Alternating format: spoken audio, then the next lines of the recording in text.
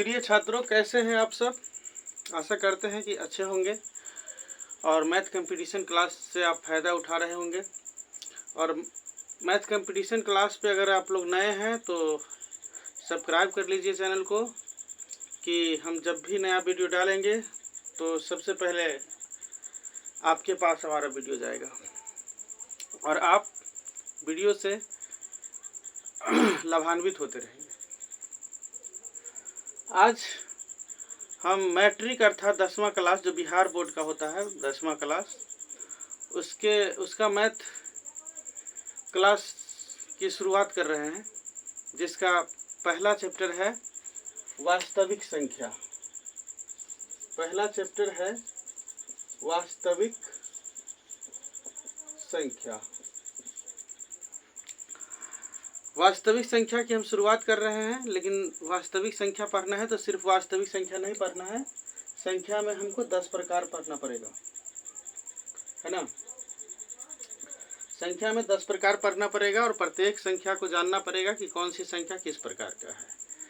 यह आज का प्रथम वीडियो है, पहला क्लास है मैट्रिक का। आपको 10वां क्लास का जो भारती भवन का बुक है ना, उस किताब का प्रत्येक पृष्ठ का वीडियो आपको मिलेगा। प्रत्येक पृष्ठ के प्रत्येक प्रश्न का वीडियो मिलेगा और प्रत्येक प्रश्न को इतनी अच्छी तरह से समझाई जाएगी कि आप एक बार ही वीडियो देख लेंगे ना, फिर उस प्रश्न के मास्टरमाइंड हो जाएंगे। लेकिन देखना तो पड़ेगा, है ना।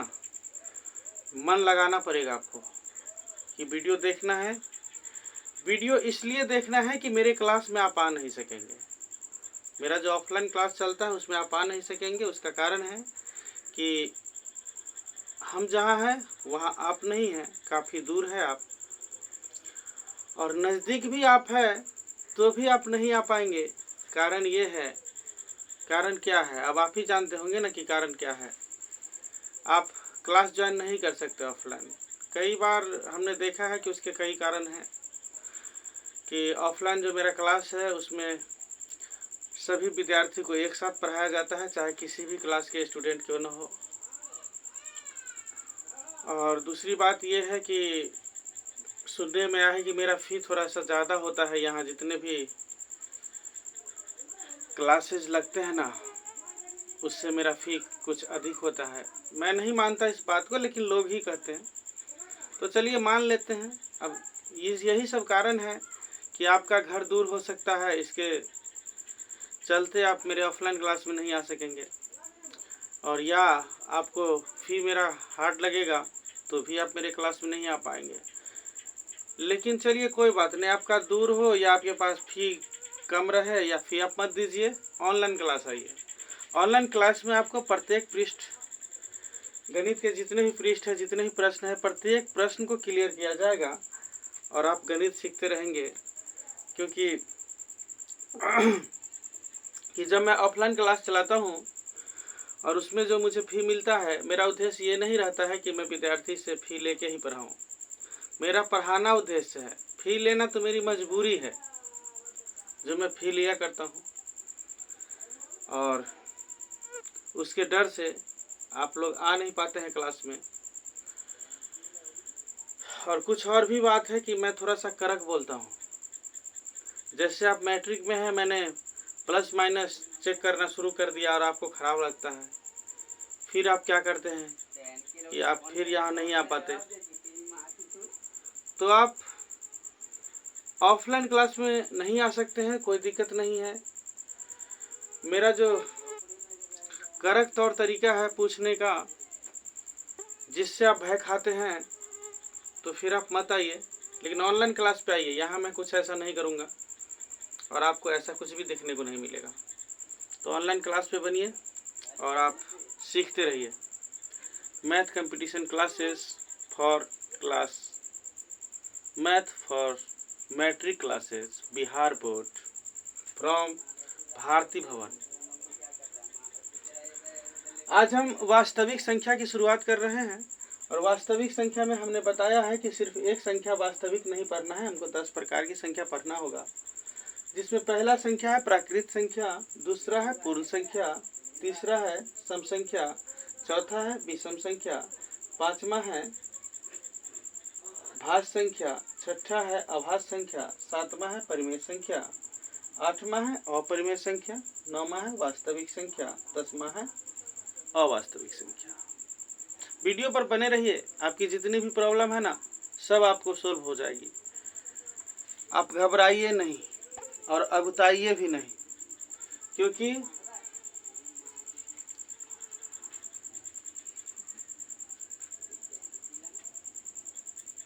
घबराइएगा और अगुताइएगा तो आप कुछ नहीं सीख पाइएगा, है ना। प्राकृत संख्या को नेचुरल नंबर कहा जाता है, पूर्ण संख्या को होल नंबर कहा जाता है, सम संख्या को इवन नंबर कहा जाता है, विषम संख्या को ऑड नंबर कहा जाता है, भाज्य संख्या को कंपोजिट नंबर कहा जाता है, अभाज्य संख्या को प्राइम नंबर कहा जाता है, परिमेय संख्या को रेशनल नंबर कहा जाता है, अपरिमेय संख्या को आइरेशनल नंबर कहा जाता है, वास्तविक संख्या को रियल नंबर कहा जाता है और अवास्तविक संख्या को इमेजिनरी नंबर कहा जाता है।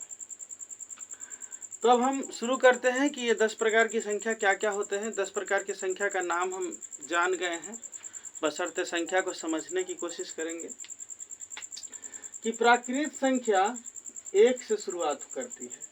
1 2 3 4 5 6 7 8 9, अभी 9 तक ही रखिए, क्योंकि 9 के बाद जो 10 होता है ना वो 1 और 0 से बनता है और 0 की अभी खोज नहीं हुई है। उसके लिए हम कहाँ आते हैं? पूर्ण संख्या पे आते हैं। जब हम पूर्ण संख्या पे आते हैं तो हम वहाँ चलेंगे कि हमारे देश, हमारे बिहार, हमारे राज्य के एक गणितज्ञ हुए जिसका नाम आर्यभट्ट हुआ। आर्यभट्ट ने 0 की खोज की। आप एक गाना सुने होंगे कि जब 0 दिया मेरे भारत ने तब दुनिया की गिनती आई।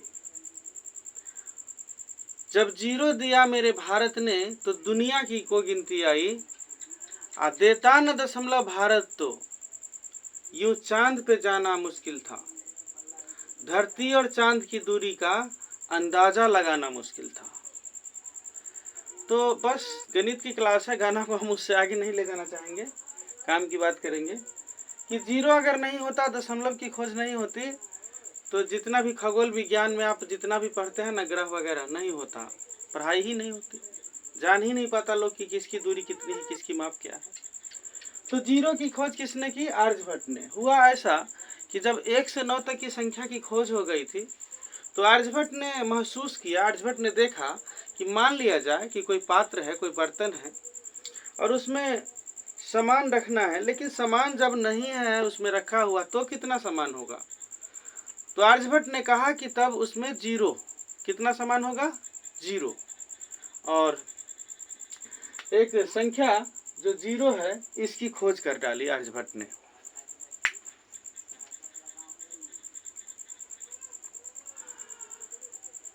और इसके बाद 0 के बाद जो प्राकृत संख्या है उसको रखा गया 1 2 3 4 5 6 7 8 9, और इसके बाद फिर से इस 1 पर 0 रखा गया और बन गया 10।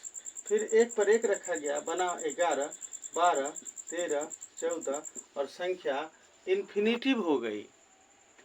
इन्फिनिटिव ऐसे लिखा जाता है, ध्यान रखिएगा, ऐसे। तो इन्फिनिटिव हो गई। इन्फिनिटिव का अर्थ अनंत होता है, मतलब जिसका अंत ना हो सके। समझ में आ रहा है ना? अगर नहीं समझ में आ रहा है तो भी कमेंट कीजिएगा। मुझे विश्वास है कि आपको समझ में आ रहा होगा। जब मुझे पता चल जाएगा कि सही में नहीं समझ में आ रहा है तो मैं वीडियो बनाना बंद कर दूंगा, है ना। तो अनंत संख्या हो गई। इसके बाद ये जो संख्या मिला, प्राकृत संख्या और पूर्ण संख्या, उसमें क्या देखा गया कि कुछ संख्या ऐसे थे जैसे कि 2 4 6 8 10, ये ऐसे संख्या थे, एक को छोड़ के एक आता था। जैसे हमने 2 को लिया, 3 को छोड़ दिया, 4 को लिया, 5 को छोड़ दिया। तो ऐसे संख्या को क्या देखा गया कि सबके जोड़ा लगते थे। जोड़ा क्या होता है समझ जाइए। जैसे कि 2 कान है ना, तो ये जोड़ा है। दो हाथ है ना, ये जोड़ा है, दो पैर है ना, ये जोड़ा है, अर्थात दो ठो को जोड़ा कहा जाता है। ये पहले समझ लीजिए। तो क्या देखा कि दो ठो है तो ये जोड़ा है, और चार है तो उसको दो ठो दो कह सकते हैं, छः है तो उसको तीन ठो दो कह सकते हैं, आठ है उसको चार ठो दो कह सकते हैं। तो क्या देखा गया कि प्राकृत संख्या हो या पूर्ण संख्या, प्रत्येक संख्या में एक संख्या को छोड़ने के बाद अगला संख्या सम संख्या आ रहा है, सॉरी जोड़ा लग रहा है, और उस जोड़ा लगने वाली संख्या का नाम क्या दिया, सम संख्या। अर्थात ये 2, 4, 6, 8, 10, 12, 14 ये सब संख्या कैसा आया, सम संख्या आया। और ये भी आगे की ओर चलेगी तो इसका अंत नहीं होगा, और ये भी इन्फिनिटिव कहलाएगा। वीडियो पे बने रहिए, है ना, कुछ सीखना है तो, नहीं तो कोई बात नहीं, जाके पुलवा पर टर्ली मारिए। और बड़ी अच्छा गेम है, मुझे तो गेम का नाम भी पता नहीं है, क्या बोलता है उस गेम को, बहुत सारे बच्चे बैठे रहते हैं उसको टिप टाप करते रहते हैं, वही करिए जाके। और क्या जरूरत है पढ़ने का, है ना, जे पढ़तन से हो मरतन और नौ पढ़तन से हो मरतन, है ना, तो टिबिया लालटेन बार के हुकुर हुकुर कल्ला करतन, है कि नहीं। तो जो संख्या का जोड़ा लग रहा था वो 2, 4, 6, 8, 10, 12, 14 था, और अब देखा गया कि जो संख्या को छोड़ दिए थे, जैसे कि 1, अब यहाँ पर ध्यान रखिएगा ये 0 जो है ये सम संख्या होगा, 0 क्या होगा, सम संख्या होगा, है ना, क्योंकि 1 को हमने छोड़ा है तो 0 को लेना है, तो 1 0 क्या होगा, सम संख्या होगा, है ना। तो यहाँ पे 0 सम संख्या ले लिए, फिर हमने छोड़ा क्या, 1, तो ये जो भी संख्या हम छोड़े हैं 1, 3, 5, 7, 9, 11, 13 ये सब जो संख्या है ना इन्फिनिटिव, ये विषम संख्या होता है। अब इसके बाद देखा गया कि ये हमने प्राकृत संख्या प्राप्त किया, पूर्ण संख्या प्राप्त किया, सम संख्या प्राप्त किया, विषम संख्या प्राप्त किया।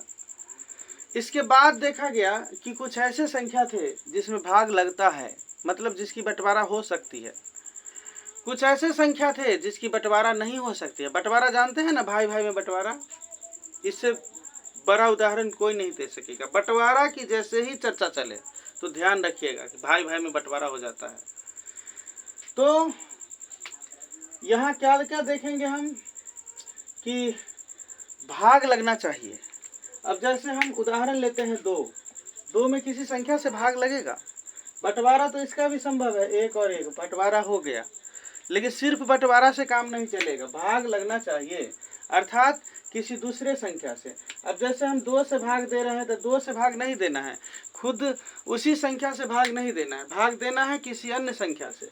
जैसे कि 2 में भाग दे रहे हैं तो न हम 1 से भाग देंगे न 2 से भाग देंगे, हम भाग 3 से देंगे, 4 से देंगे, 5 से देंगे।